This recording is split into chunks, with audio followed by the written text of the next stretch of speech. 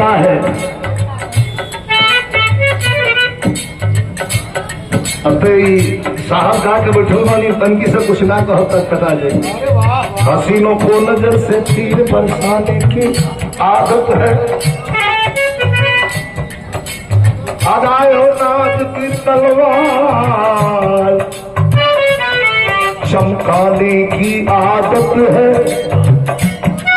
सितम ढाने की आदत है, खफा करने की आदत है, मगर हम आशिकों को छोट सहलाने की आदत है। अब हंसनी आ गई, आई देखिए तनी हीक भर मन भर सिकम भर भोजपुरी है। अरे तनी हीक भर अखिया गड़ा लेगा,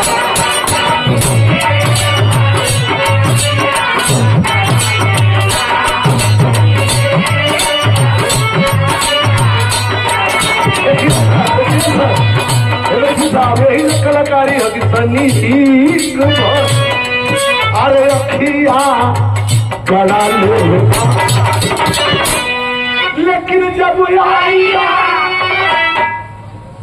अरे जब आईया तो हम घुघुटा गिरोलेगा,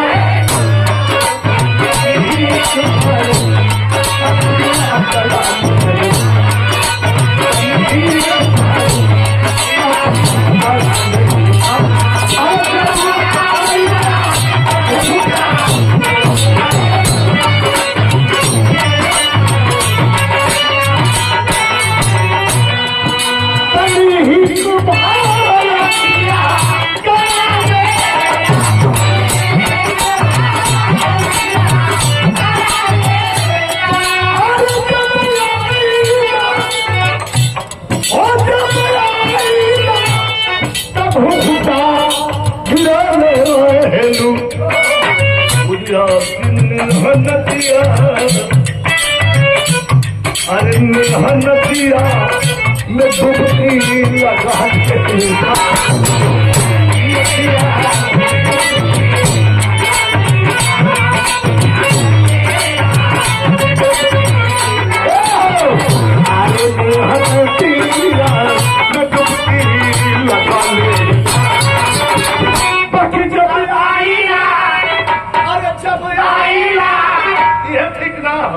कि जब आईला तल्ला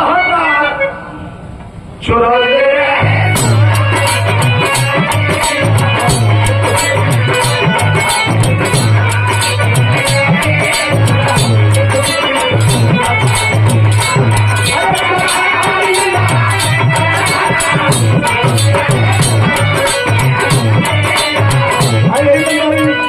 एकदम आज का विधा में क्यों नहीं गिरा हो जब हम सुनाओ जाते हैं एक लाइन कैसे क्या कह रहा है कैसे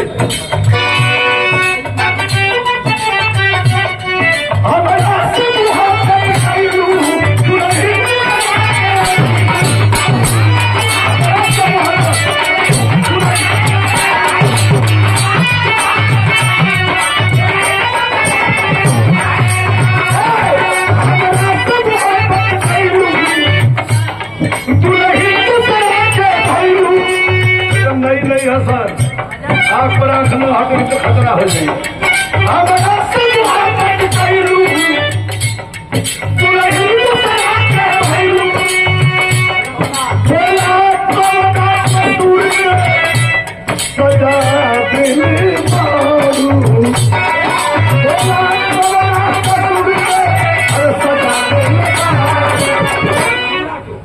बोला ना बोला ना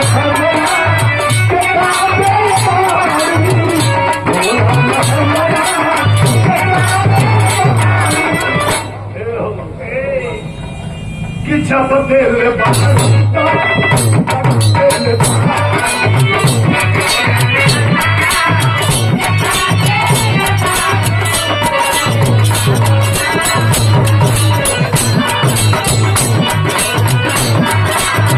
पकड़ा जगह जगह कलेक्शन याद होगी हमारे सुभाष चंद्र सिद्धि के भाई बनी अजय गुप्ता 100 रुपया, अजय गुप्ता 100 रुपया। अजय गुप्ता जी 100 रुपया 100 रुपया पुरस्कार